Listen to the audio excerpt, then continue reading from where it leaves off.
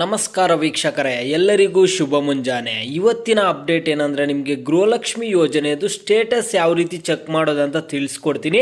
ಇಷ್ಟು ದಿನದಿಂದ ನೀವು ಸ್ಟೇಟಸ್ ಚೆಕ್ ಮಾಡೋಕ್ಕೆ ಹೋದರೆ ನಿಮಗೆ ಎರರ್ ಬರ್ತಿತ್ತು, ನಿಮಗೆ ಸ್ಟೇಟಸ್ಸೇ ಚೆಕ್ ಮಾಡೋಕ್ಕಾಗ್ತಿಲ್ಲ. ಆ ಒಂದು ಕಾರಣದಿಂದ ನಿಮಗೆ ಗೊತ್ತಾಗ್ತಿರ್ಲಿಲ್ಲ ಯಾವ ಕಂತಿನ ಹಣ ಬಂದಿದೆ, ಯಾವ ಕಂತಿನ ಹಣ ಬಂದಿಲ್ಲ ಅಂತ. ಈಗ ನಾನು ತೋರಿಸುವಂತಹ ಸ್ಟೇಟಸ್ಸಲ್ಲಿ ನಿಮಗೆ ಯಾವ ಕಂತಿನ ಹಣ ಯಾವ ದಿನಾಂಕಕ್ಕೆ ಬಂದಿದೆ ಅನ್ನೋದು ಕೂಡ ಗೊತ್ತಾಗುತ್ತೆ. ಅಂದರೆ ನಿಮಗೆ ಈಗ ಆಗಸ್ಟ್ ತಿಂಗಳಿನ ಹಣ ಅಂದ್ರೆ 1ನೇ ಕಂತಿನ ಹಣ. ಆಗಸ್ಟ್ ತಿಂಗಳಿನ ಹಣ ಯಾವ ತಿಂಗಳಿನಲ್ಲಿ ನಿಮಗೆ ಬಂದು ಕ್ರೆಡಿಟ್ ಆಗಿದೆ, ಆಗಸ್ಟ್ನಲ್ಲೇ ಕ್ರೆಡಿಟ್ ಆಗಿದೆಯಾ ಇಲ್ಲ ಸೆಪ್ಟೆಂಬರಲ್ಲಿ ಕ್ರೆಡಿಟ್ ಆಗಿದೆಯಾ, ಎಲ್ಲ ಸಂಪೂರ್ಣವಾದ ಮಾಹಿತಿ ಈ ವಿಡಿಯೋದಲ್ಲಿ ತಿಳಿಸ್ಕೊಡ್ತೀನಿ. ನಿಮಗೆ ಯಾವ ರೀತಿ ಸ್ಟೇಟಸ್ ಚೆಕ್ ಮಾಡೋದಂತ ಬ್ರೌಸರ್ ಎಲ್ಲ ಓಪನ್ ಮಾಡಿ ಕ್ಲಿಯರಾಗಿ ತೋರಿಸ್ಕೊಡ್ತೀನಿ. ಎಲ್ಲರೂ ಚಾನಲನ್ನು ಪಟ್ಟಂತ ಸಬ್ಸ್ಕ್ರೈಬ್ ಮಾಡ್ಕೊಬಿಟ್ಟು ವಿಡಿಯೋಗೊಂದು ಲೈಕ್ ಆದರೆ ಕೊಟ್ಬಿಡಿ. ನೀವು ಕೂಡ ಸಬ್ಸ್ಕ್ರೈಬ್ ಲೈಕಿಂದ ನಾನು ನಿಮ್ಗೆ ಇದೇ ರೀತಿ ಕಂಟಿನ್ಯೂಸ್ ಅಪ್ಡೇಟ್ಸ್ ಆದರೆ ಕೊಡ್ತಿರ್ತೀನಿ.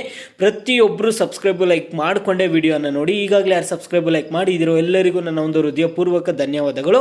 ನೋಡಿ, ಈಗ ನಾನು ಡೈರೆಕ್ಟಾಗಿ ಟಾಪಿಕ್ಗೆ ಬರ್ತೀನಿ. ನೋಡಿ, ಮೊದಲನೇದಾಗಿ ನೀವು ನಿಮ್ದು ಯಾವುದೋ ಒಂದು ಬ್ರೌಸರ್ ಆದರೆ ಓಪನ್ ಮಾಡ್ಕೊಳ್ಳಿ. ಬ್ರೌಸರನ್ನು ಓಪನ್ ಮಾಡಿಬಿಟ್ಟು ಇಲ್ಲಿ ಮಾಹಿತಿ ಕಣಜ ಅಂತ ಟೈಪ್ ಮಾಡಿ. ಮಾಹಿತಿ ಕಣಜ ಅಂತ ಟೈಪ್ ಮಾಡಿಬಿಟ್ಟು ಸರ್ಚ್ ಕೊಡಿ. ಸರ್ಚ್ ಕೊಟ್ಟಿದ ತಕ್ಷಣ ಇಲ್ಲಿ ನೋಡಿ ಸ್ಟಾರ್ಟಿಂಗಲ್ಲಿ ನಿಮಗೆ ತೋರಿಸ್ತಿದೆ ಮಾಹಿತಿ ಕಣಜ ಅಂತ.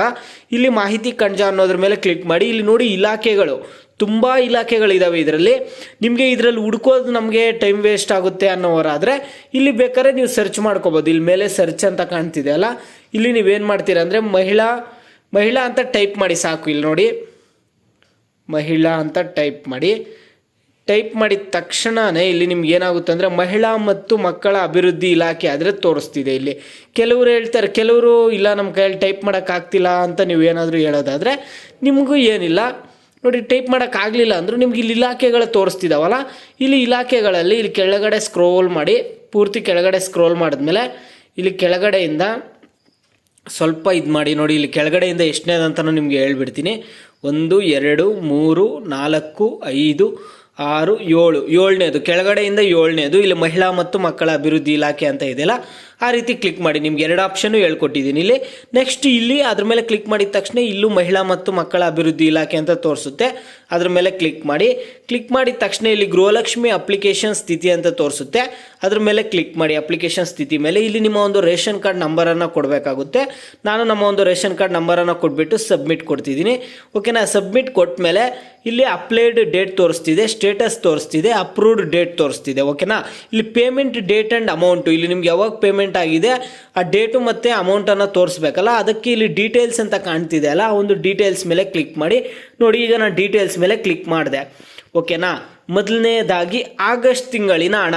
ನಮಗೆ ಆಗಸ್ಟ್ ತಿಂಗಳಿನ ಹಣ ಯಾವತ್ತು ಬಂದಿದೆ ಅಂದರೆ ಮೊದಲನೇ ಕಂತಿನ ಹಣ 31ನೇ ತಾರೀಕು 8ನೇ ತಿಂಗಳು 2023, 31/8/2023ಗೆ ನಮಗೆ ಮೊದಲನೇ ಕಂತಿನ ಹಣ ಆದರೆ ಬಂದಿದೆ.